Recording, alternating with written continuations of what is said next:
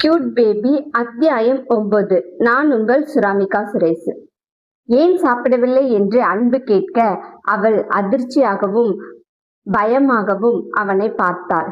இப்ப எதுக்கு இந்த முட்டைக்கண்ணை முழிச்சு முழிச்சு பார்த்துட்டு இருக்க? நான் உங்ககிட்ட என்ன கேட்டேன்? ஏன் சாப்பிடலேன்னு கேட்டேன். என்னோட பணம் எல்லாம் வேஸ்டா போச்சு.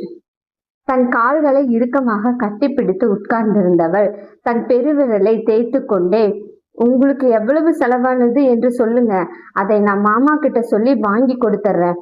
உங்களுக்கு என்னால பணம் வேஸ்டா போக வேண்டாம், சரியா ஓனரே என்று அவள் கேட்க, என்னது பணமா? நீ உங்க மாமன் கிட்ட இருந்து வாங்கி தருவியா?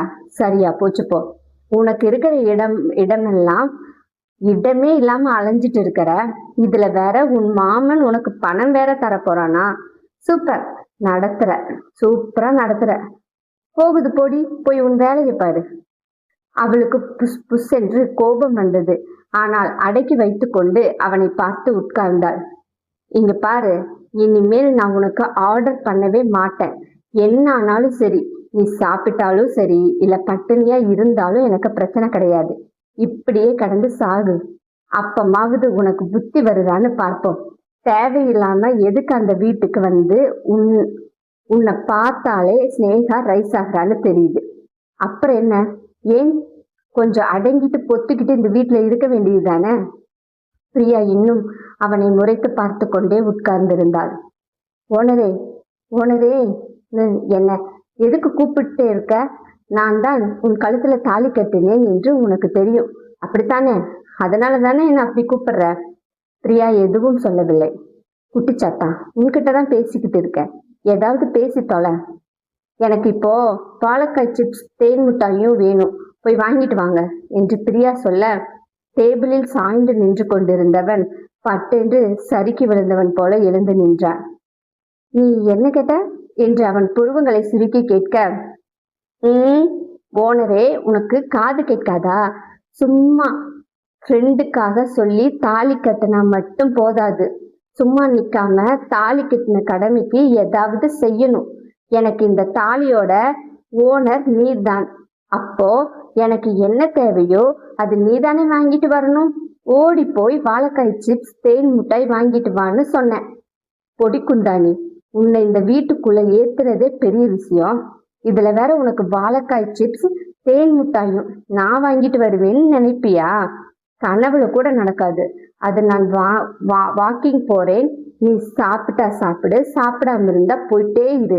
நாளையில இருந்து நான் ஆர்டர் போடுறது கிடையாது, அப்புறமேனு எனக்கு பிரச்சனை என்று சொன்னவன் அந்த வீட்டை விட்டு வெளியில் போக, ஹலோ ஒரு நிமிஷம் ஓனர், நான் கடையில வாங்கிட்டு வர்றத அதிகமா சாப்பிட மாட்டேன், அதனால வரும்போது ரவை பேக்கெட்டும் கூடவே மேகி பேக்கெட்டும் வாங்கிட்டு வாங்க, சரியா என்று சொல்ல திரும்பி பார்த்து முறைத்தான்.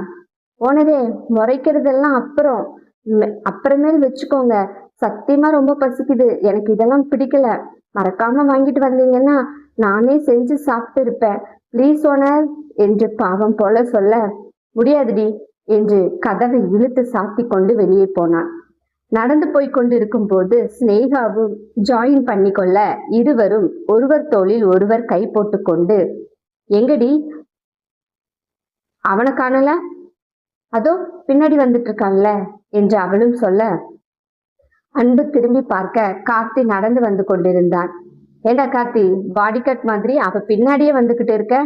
அதுதான் அவ உன்கிட்ட பேச மாட்டா, ஆனா அவங்கள பாதுகாப்பதற்கு மட்டும் பின்னாடியே வருவியா என்று கிண்டல் செய்ய, கார்த்தி சிரித்து கொண்டே, மூடிட்டு முன்னாடி பார்த்து நடடா என்று சொல்ல, அவனும் சரிங்கய்யா என்று சொல்லிக்கொண்டு நடக்க ஆரம்பித்தான். மூவரும் காலார நடந்து விட்டு அங்கேயே ஒரு பார்க்கில் உட்கார்ந்து பேசிக் கொண்டிருந்தார்கள். திடீரென்று கார்த்தியை காணவில்லை. ஸ்னேகா திரும்பி பார்த்து சொல்லிக் கொண்டிருக்க, அன்பும் வெயிட் பண்ண வந்துருவான் என்று சொல்லிக்கொண்டு அவனும் அந்த பார்க்கை விட்டு வெளியில் போனான். 2 பேரும் எங்க போனாங்க என்று யோசித்து கொண்டே இருக்க, சிறிது நேரத்தில் இருவரும் ஒரே நேரத்தில் வந்தார்கள். இருவர் கையிலும் தேன் மிட்டாய், ரவை பேக்கெட், மேகி என்று கையில் இருந்ததை பார்த்த ஸ்னேகா இதுவரைக்கும் முழித்து முழித்து பார்த்தாள். அன்பு கார்த்திகை ஆச்சரியமாக பார்த்து, என்னடா இதெல்லாம் உனக்கு எப்படி தெரியும் என்று கேட்க, கார்த்திக் அன்பு கையில் இருப்பதை பார்த்தும் சிரித்து விட்டான். ஏண்டா, எங்க வீட்டு பொண்ணு அவ. உனக்கு இப்பதான் அவளை தெரியும், எனக்கு முன்னாடி இருந்தே தெரியும் அவ என்னெல்லாம் பண்ணுவான்னு. எனக்கு தெரியாதா? கன்ஃபார்மா இதெல்லாம் கேட்பான்னு தெரியும். ஆனா உன்கிட்ட எப்படி கேட்டா அதுதான் எனக்கு தெரியல என்று கார்த்தி சொல்ல, என் நிலைமைய பார்த்தியா? கொஞ்சமா நஞ்சமா பாடுபடுத்துறாடா உங்க வீட்டு பொண்ணு, ரொம்பவே பாடுபடுத்துறா. இதெல்லாம் யார் சாப்பிடுவாங்கன்னு வாங்கிட்டு வர சொல்லியிருக்காளோ தெரியலடா. இது என்னடா பண்ண போறா? பிரியாவுக்கு நாங்க யாரும் ஹோட்டலில் இருந்து வாங்கி கொடுத்த பழக்கல. அதனால அவளுக்கு கொஞ்சம் அது சிரமமா இருக்கும். அவளே செஞ்சு சாப்பிடுவா. அதனாலதான் இதை வாங்கிட்டு வந்தேன். இதையெல்லாம் கொஞ்சம் ஈஸியா இருக்கும். இந்த சிப்ஸ், தேன் மிட்டாயை சேர்த்து வைத்து சாப்பிடுவாள். அவளுக்கு இது ரொம்ப பிடிக்கும். அதனால வாங்கிட்டு வந்தேன். அதுக்கப்புறம் நம்ம 3 பேர்த்துக்கும் பார்சல் வாங்கிட்டு வந்துட்டேன். கமல் தான் ஊருக்கு போயிட்டானா, அதனால அவளுக்கெல்லாம் வாங்கல என்று சொல்லிக்கொண்டு மூவரும் நடக்க ஆரம்பித்தார்கள். என்ன நடந்து வந்து சினேகாவிற்கு வயிறெல்லாம் எரிந்தது. புலம்பிக் கொண்டே வந்தான். ஆனால் எதுவும் சொல்ல முடியாத நிலைமையில் இருந்தாள் சினேகா. அன்பு சினேகாவை கண்காட்ட கார்த்தியும் தலையாட்டினான். கார்த்திக் அந்த வீட்டிற்கு போய் விடுவானோ என்று சினேகா பயந்து கொண்டே அவனை பார்த்தாள். அது கார்த்திக்கும் தெரிந்தது சினேகா எதுக்காக பார்க்கிறாள் என்று. பிரச்சனை வேண்டாம் என்று எல்லாவற்றையும் அன்பு கையில் கொடுத்து கொண்டு, இது அவகிட்ட கொடுத்துரு, நீ வாங்கினதாகவே சொல்லிக் கொடு என்று சொன்னவன் தன்னுடைய வீட்டிற்கு சென்று விட்டான். சினேகாவிற்கும் சந்தோஷம். உள்ளே போன அன்பு தன் கொண்டு வந்த பொருட்களை எல்லாம் டீப்பாயில் வைத்துவிட்டு தன் பெட்ரூமுக்கு சென்றான். பெட்ரூமில் இருந்து வெளியே வந்து அவன் பார்த்தபோது அவள் ஏதோ கிச்சனில் உருட்டி கொண்டிருந்தாள். என்னமோ செய்து தொலைக்கட்டும் என்று நினைத்தவன் எதிர் வீட்டுக்கு போக சினேகாவும் கார்த்தியும் ஆளுக்கு ஒரு செல்போனை வைத்துக்கொண்டு போன் பேசிக் கொண்டிருந்தார்கள். இவனை பார்த்ததும் இவனிடம் பேச ஆரம்பித்தார்கள். பேசிக்கொண்டிருக்கும் போது கார்த்திக்கு போன் வந்தது. அது எடுக்க போவதற்குள் சினேகா முதலில் எடுத்து ஸ்பீக்கரில் போட்டுவிட்டாள். எப்பா கார்த்தி, எப்படிடா இருக்க என்று கார்த்தி அம்மாவின் குரல் செல்போனில் ஒலிக்க சினேகாவை முறைத்து கொண்டு, அம்மா நான் நல்லா இருக்கேன், நீங்க எப்படி இருக்கீங்க? எனக்கு என்னடா குறை, நான் நல்லா தாண்டா இருக்கேன். கரெக்டா மாத்திரை எடுத்துடுவேன். உங்க அண்ணன் என்னெல்லாம் சொல்றானோ அதெல்லாம் கேட்டுட்டு இருக்கிற. அதையெல்லாம் விடு. நீ என்னடா அங்க பண்ற? பாப்பா போன் பண்ணுச்சு. குட்டிமா என்ன சொன்னான்னா, உன் ஃப்ரெண்டு யாரோ தன்னோட பொண்டாட்டிய புடிச்சு அடிச்சு புட்டு மன்னிப்பு கேட்க மாட்டேங்கிறானாமா. திமிரா திரிஞ்சிட்டு இருக்கானாமா. இது என்ன பழக்கம்டா? நீ அதுக்கு சப்போர்ட் பண்ணினியா என்று அம்மா கேட்க, சோபாவில் சாய்ந்து உட்கார்ந்த கார்த்தி படபடவனை எழுந்து நேராக உட்கார்ந்து போனை கையில் எடுத்தான். என்னம்மா பேசுற நீ? ஏதேதோ பேசுற. ஏதோ பேசலடா. நீ அப்படி பண்ணுனது நம்ம குட்டிமாக்கு பிடிக்கல. நீ எதுக்கு உன் ஃப்ரெண்டுக்கு சப்போர்ட் பண்ற? கட்டுன பொண்டாட்டிய அடிக்கிற எந்த ஆம்பளையுமே உருப்பட்டதா சரித்திரம் கிடையாது. அது என்னடா பொண்டாட்டிய அடிக்கிற பழக்கம்? அம்மா நீங்க என்ன லூசா? அடுத்தவங்க குடும்ப விஷயம் நமக்கு எதுக்குமா?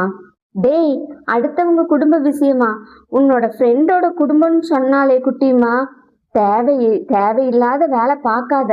ஒழுங்கு மரியாதையா உன் ஃப்ரெண்டு கிட்ட சொல்லி அந்த பொண்ணு கிட்ட மன்னிப்பு கேட்க சொல்லு. ஒரு பொம்பளை புள்ள கை நீட்டுவது ஆம்பளையே கிடையாது.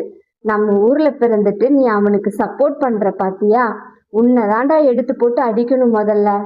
அம்மா, குட்டிமாவுக்கு எதுவும் தெரியாம பேசுறா. நான் அவகிட்ட பேசிக்கிறேன், நீங்க போனை வைங்க. டேய், பாவமா சொன்னாடா பாப்பா. சொன்னா கேளுடா. அந்த பையனை மன்னிப்பு கேட்க சொல்லு, சரியா? நம்ம வீட்டு பொண்ணை யாராவது அடிச்சா சும்மா விடுவோமா? திருப்பி என்னெல்லாம் சொல்வோம். அது மாதிரி தானடா அந்த பொண்ணு. எம்மா சரி, போனை வைங்க, நான் பாத்துக்கிறேன் என்று போனை வைத்து விட்டான். அடுத்த போன் ரிங் ஆனது. மறுபடியும் சினேகா போனை புடுங்கி ஸ்பீக்கரில் போட, டே கார்த்தி, என்னடா பண்ணிட்டு இருக்க? எவ்வளவு நேரமா போன் பண்ணிட்டு இருக்க? யார்கிட்ட பேசிட்டு இருந்த? கார்த்தி அதிர்ந்து போய் உட்கார்ந்திருந்தான். மறுபடியுமா என்று அவன் முகம் இருந்தது. மக்களே, இந்த கதை உங்களுக்கு ரொம்ப பிடிக்கும்னு நான் நம்புறேன். ப்ளீஸ் இந்த கதையை படிங்க. மறக்காம சப்ஸ்கிரைப் பண்ணிட்டு படிங்க. அப்பதான் உங்களுக்கு அந்த கதை ஒழுங்கா வந்துட்டு இருக்கும். பெல் ஐக்கானை தட்டிக்கோங்க. சப்ஸ்கிரைப் பண்ணுங்க, ஷேர் பண்ணுங்க, கமெண்ட் செக்ஷன்ல கமெண்ட் போடுங்க, லைக் பண்ணிடுங்க மறக்காம. நன்றி.